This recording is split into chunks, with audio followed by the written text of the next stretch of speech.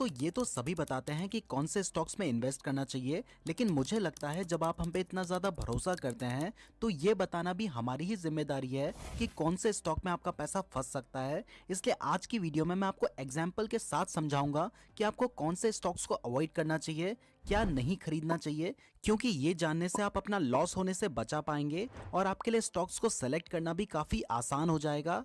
इसके साथ ही आपका रिसर्च प्रोसेस भी काफी एफिशिएंट और लेस टाइम कंज्यूमिंग होगा। आई एम श्योर आप में से बहुत सारे लोगों की वॉच लिस्ट में कोई ना कोई ऐसा स्टॉक जरूर होगा, तो कहीं आपका लॉस ना हो जाए, इसलिए ये वीडियो आपके लिए इंपॉर्टेंट है। यहाँ पर इस बात का ध्यान रखें कि हम इस वीडियो में इन जनरल बात कर रहे हैं, तो जरूरी नहीं है कि इस टाइप के सारे स्टॉक्स खराब हों। इसमें से कुछ स्टॉक्स को आपको कंप्लीटली अवॉइड करना चाहिए और कुछ स्टॉक्स कंडीशन स्पेसिफिक हैं, इसलिए वीडियो को पूरा ध्यान से देखें। और ये वीडियो सिर्फ एजुकेशनल पर्पसेस के लिए है, इसलिए कोई भी डिसीजन लेने से पहले खुद भी रिसर्च जरूर कर लें। सो दोस्तों, पहली कैटेगरी ऑफ अवॉइडेबल स्टॉक है रीसेंट विनर्स, यानी ऐसे स्टॉक्स जिन्होंने रिसेंटली अच्छे रिटर्न्स दिए हों।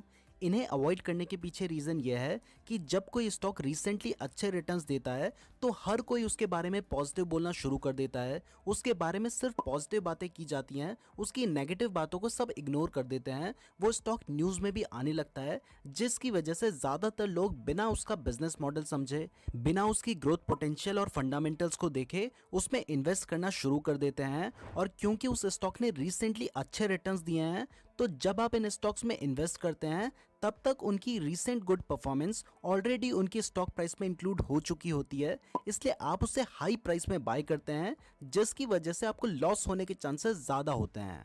अब यस बैंक का ही एग्जांपल ले लो, तो पिछले एक महीने में उसने 10% के रिटर्न्स दिए हैं, तो अब सारे यूट्यूबर शुरू हो गए कि यस बैंक बाय कर लो, उसका फ्यूचर ब्राइट है, उसके बारे में सिर्फ पॉजिटिव बातें आपको बताना शुरू कर दिया है। अब आपको लगेगा कि ये महान इंसान इसके बारे में पॉजिटिव बोल रहा है तो इसको बाय कर ही लेना चाहिए, बट फिर जैसे ही वो स्टॉक नेगेटिव रिटर्न देने लगेगा तो फिर वही यूट्यूबर्स बोलेंगे कि यस बैंक को बेच दो वरना पैसा डूब जाएगा। बस इस तरह से जब कोई स्टॉक अच्छा परफॉर्म करता है तो वो बोलते हैं खरीद लो, जब खराब परफॉर्म करता है तो बोलते हैं बेच दो। इससे उनकी दुकान तो चलती है लेकिन आपका हमेशा लॉस ही होता है। इसलिए अगर कोई स्टॉक रीसेंट विनर की कैटेगरी में है तो सिर्फ क्योंकि उसने रिसेंटली अच्छे रिटर्न्स दिए हैं, यूट्यूबर व्यूज के लिए उस पर वीडियो बनाने लगे हैं, इसलिए उसमें इन्वेस्ट मत करो। उस पर अच्छे से रिसर्च करो, अगर उसके फंडामेंटल्स खराब हैं तो उसे अवॉइड करो, और अगर उसके फंडामेंटल्स अच्छे हैं तो भी टाइमिंग देखकर ही इन्वेस्ट करो, क्योंकि स्टॉक मार्केट में टाइमिंग भी बहुत ज्यादा मैटर करती है। अगर किसी स्टॉक ने रिसेंटली अच्छे रिटर्न्स दिए हैं तो फिर उसमें थोड़ा करेक्शन होने के चांसेस होते हैं। सेकंड पॉइंट है कैचिंग फॉलिंग नाइफ्स और ग्रैबिंग फ्लाइंग बैलून्स। दोस्तों, इन्वेस्टर्स के अंदर एक कॉमन नोशन होता है कि अगर कोई स्टॉक गिर रहा है तो उसे एवरेज करो, लेकिन कई बार ये अप्रोच गलत साबित होता है। तो इन्वेस्टर्स को पहले ये समझना चाहिए कि स्टॉक की प्राइस अगर गिर रही है तो वो क्यों गिर रही है, इसके पीछे रीजन क्या है। क्योंकि कई बार हम स्टॉक की प्राइस को देखकर उसमें डिसीजन लेते हैं बाय या सेल करने का, जो कि एक गलत अप्रोच है। अगर किसी स्टॉक की प्राइस गिर रही है तो सबसे पहले आपको उसकी प्राइस गिरने के पीछे का रीजन जानना चाहिए। अगर उसके पीछे कोई स्ट्रॉन्ग रीजन है तो आपको उस स्टॉक को अवॉइड करना चाहिए, और अगर प्राइस गिरने के पीछे कोई स्ट्रॉन्ग रीजन नहीं है तो आप उस स्टॉक को थोड़ा करेक्ट होने के बाद स्टेबल होने दीजिए, उसमें टेक्निकल एनालिसिस करके उसका सपोर्ट और रेजिस्टेंस निकालिए और फिर अपने हिसाब से उसमें एंट्री ले। सिमिलरली कई इन्वेस्टर्स जब देखते हैं कि स्टॉक की प्राइस बहुत ज़्यादा बढ़ रही है तो फिर उसमें लालच में आकर उसे खरीद लेते हैं बिना उसका एनालिसिस करे या वैल्यूएशन देखे। बेसिकली वो उस ग्रोथ को राइड करना चाहते हैं, लेकिन जब उस स्टॉक में करेक्शन होता है तो उसमें फंस जाते हैं।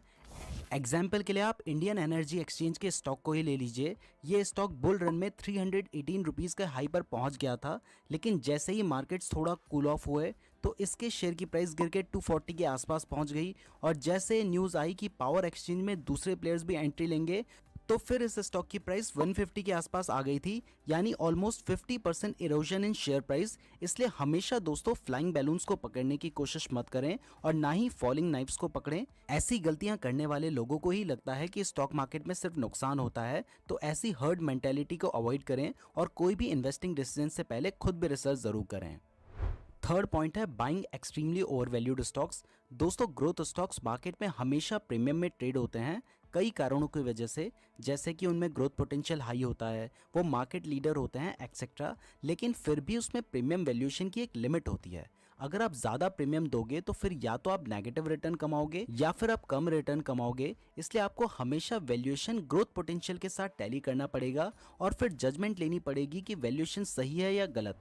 फॉर एग्जाम्पल डीमार्ट का वैल्यूएशन एक वक्त पर 200 के ऊपर चला गया था, यानी उसका जो पी था वो 200 के ऊपर चला गया था। उसके बाद हमने डीमार्ट में करेक्शन देखा, फिर अभी भी वो 150 के आसपास ट्रेड कर रहा है। ऐसे ही टाटा इलेक्सी का पी भी 100 से ऊपर जा चुका था, फिर हमने उसमें करेक्शन देखा। टाटा इलेक्सी से याद आया कि टाटा इलेक्सी का स्टॉक हमने आपको 1800 रुपीज की प्राइस में बताया था। उसके बाद जब उसकी प्राइस 3500 रुपए के आसपास गई थी तब भी हमने आपको बताया था, लेकिन अभी उसकी प्राइस 8500 रुपए के आसपास है। टाटा इलेक्सी फंडामेंटली एक अच्छा स्टॉक है, लेकिन इतने हाई पीई पे बाय करना थोड़ा रिस्की है, और जब आपके पास और बेटर अल्टरनेटिव हैं तो फिर आप इतना ज्यादा रिस्क क्यों लेंगे। इसलिए आपको ओवर प्राइस्ड स्टॉक से बच के रहना चाहिए। दोस्तों फोर्थ पॉइंट है अनरिलेटेड डाइवर्सिफिकेशन। आपने ईडीएम तो जरूर सुना होगा, jack of all trades but master of none. तो मार्केट में भी कई सारी ऐसी कंपनीज हैं जो अनरिलेटेड डाइवर्सिफिकेशन करती हैं। अनरिलेटेड डाइवर्सिफिकेशन क्या होता है ये आप एक एग्जांपल से समझ लीजिए। मान लो कोई आईटी कंपनी अगर ऑयल एंड गैस कंपनी खोलेगी तो बहुत कम चांसेस हैं कि वो उसमें सक्सेसफुल हो पाएगी, क्योंकि हर सेक्टर के कुछ अलग रूल्स होते हैं, अलग स्ट्रैटेजीज होती हैं सक्सेसफुल होने की। तो कंप्लीट अनरिलेटेड डाइवर्सिफिकेशन अच्छा नहीं होता है, और ज्यादातर टाइम पर ऐसी कंपनीज अपने शेयर होल्डर्स की वेल्थ को डिस्ट्रॉय करती हैं। आप वीडियोकॉन का ही एग्जाम्पल ले लो, जो कि एक बहुत सक्सेसफुल कंज्यूमर इलेक्ट्रॉनिक कंपनी थी। एक टाइम पर टीवी के नाम पर सिर्फ वीडियोकॉन ही चलता था, इवन हमारा फर्स्ट टीवी वीडियोकॉन का ही था। लेकिन वीडियोकॉन ने अपने ओरिजिनल बिजनेस के प्रॉफिट से ऑयल एंड गैस सेक्टर में एंट्री ली, और क्योंकि उन्हें उस बिजनेस की कोई भी नॉलेज नहीं थी तो उनका ये आइडिया कंप्लीटली अनसक्सेसफुल रहा। Oil and gas sector capital intensive होने की वजह से कंपनी पर डेट बढ़ता रहा, और फाइनली आज वीडियोकॉन बैंकरप्ट हो चुकी है। तो अगर कोई कंपनी ऐसे सेक्टर में घुस रही है जिसकी उसे कोई नॉलेज नहीं है और वो अनरिलेटेड डाइवर्सिफिकेशन कर रही है, तो आपको ऐसे स्टॉक्स को भी अवॉइड करना चाहिए। फिफ्थ पॉइंट है बैड मैनेजमेंट। तो दोस्तों जैसे एक कंप्यूटर को उसका सीपीयू चलाता है, उसी तरह से एक कंपनी को उसकी मैनेजमेंट चलाती है, और अगर उसकी मैनेजमेंट इनकम्पिटेंट हो या अनइथिकल हो या फिर शेयर होल्डर फ्रेंडली ना हो तो आप उस कंपनी से पैसे नहीं बना सकते। स्टॉक मार्केट में ऐसी बहुत सारी कंपनियां हैं जिनकी मैनेजमेंट कंपनी के पैसे को किसी ना किसी तरीके से बाहर ले जाती हैं और अपने शेयर होल्डर्स का बेवकूफ बनाती है। तो आपको इन तरह की कंपनी से भी दूर रहना चाहिए। सत्यम कंप्यूटर्स इसका एक एग्जाम्पल है। तो आपको ऐसे स्टॉक से दूर रहना चाहिए। इसको आइडेंटिफाई करना काफी मुश्किल होता है, लेकिन आपको पूरी कोशिश करना चाहिए कि आप जिस स्टॉक में इन्वेस्ट करें आप उसकी मैनेजमेंट की इंफॉर्मेशन भी निकालें। दोस्तों सिक्स पॉइंट बताने से पहले शेयर मार्केट से रिलेटेड डेली फ्री अपडेट्स के लिए हमारे टेलीग्राम चैनल को जरूर ज्वाइन कर लीजिएगा। और अगर आप बेस्ट डीमैट अकाउंट खुलवाना चाहते हैं तो इस वीडियो के डिस्क्रिप्शन में मैंने आपको एंजल वन का लिंक दिया है, वहां से आप अपना बिल्कुल फ्री डीमैट अकाउंट खुलवा सकते हैं। तो डिस्क्रिप्शन जरूर चेक कर लीजिएगा। सिक्स्थ पॉइंट है हाई इनऑर्गेनिक ग्रोथ। अगर कोई कंपनी बहुत ज़्यादा इनऑर्गेनिकली ग्रो कर रही है, यानी कि वो दूसरी कंपनीज को एक्वायर कर रही है, तो ये एक रेड फ्लैग हो सकता है। अगर इन कंपनीज का बिजनेस उस कंपनी से वर्टिकली मैच नहीं होता है तो अनरिलेटेड डाइवर्सिफिकेशन का इशू खड़ा होता है। लेकिन इसके अलावा हमें यह भी देखना चाहिए कि जिस कंपनी को एक्वायर किया गया है उसकी फाइनेंशियल पोजीशन कितनी स्ट्रांग है, आपकी कंपनी को एक्वायर्ड कंपनी कितना ग्रोथ में हेल्प कर रही है, या वो कंपनी प्रॉफिटेबल है भी या नहीं। साथ ही आपको ये भी चेक करना चाहिए कि आपकी इन्वेस्टेड कंपनी ने किस पैसे से उस कंपनी को एक्वायर किया है, यानी कि कर्ज लेकर एक्वायर किया है या फिर उसकी बैलेंस शीट में उतना कैश था जिससे उसने उस कंपनी को एक्वायर किया है। जैसे रिसेंटली जोमेटो ने ब्लिंकिट को एक्वायर किया है, तो जोमेटो की खुद की हालत ठीक नहीं है, खुद वो लॉस में चल रही है और दूसरी लॉस मेकिंग कंपनी को एक्वायर कर रही है, जो कि मेरे हिसाब से सही नहीं है। ऐसे ही अडानी ग्रुप की बहुत सारी कंपनीज लॉस में चल रही हैं, उनमें डेट भी ज्यादा है। तो अगर ऐसी कोई कंपनी है जो कि इनऑर्गेनिकली ग्रोथ कर रही है तो आपको उसको भी अवॉइड करना चाहिए। 7 पॉइंट है शोई मैनेजमेंट। दोस्तों मार्केट में आपको कुछ ऐसे स्टॉक्स भी मिलेंगे जिनकी मैनेजमेंट आकर न्यूज चैनल में कंपनी की अच्छाइयाँ करती है, बहुत सारे अनाउंसमेंट, ग्रोथ गाइडेंस या कांस्टेंट प्रमोशन करते रहते हैं।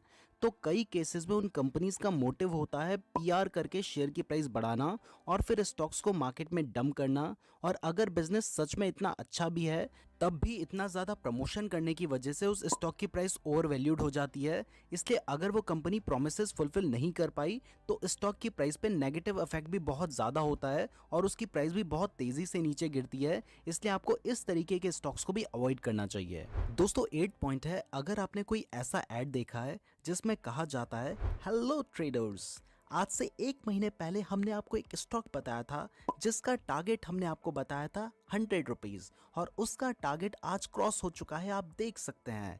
आज हम फिर से आपको एक स्टॉक बताने जा रहे हैं जिसका ट्रेड पहुंचेगा XYZ अमाउंट तक, ऐसा कुछ वो आपको बोलेंगे। और अगर आपने कोई ऐसा ऐड देखकर शेयर खरीदा है, समझो वहां तो पैसा 100% डूबना ही है। इसके बारे में मैं ऑलरेडी एक वीडियो बना चुका हूं, आप चाहें तो उस वीडियो को देख सकते हैं, मैं लिंक डिस्क्रिप्शन और आई बटन में दे दूंगा।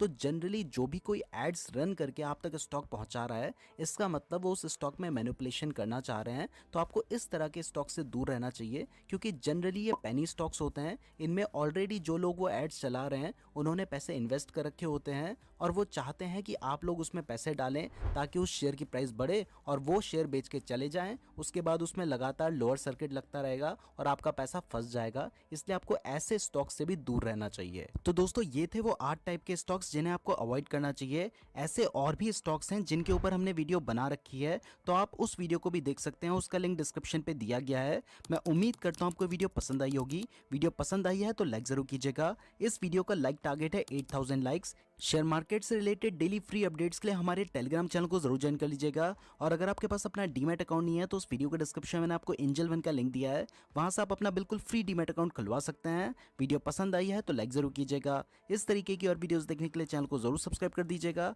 और अगर आपने यहाँ तक वीडियो देखी है तो आप हमारे लिए बहुत ज्यादा स्पेशल है, कमेंट करके जरूर बताइएगा। धन्यवाद।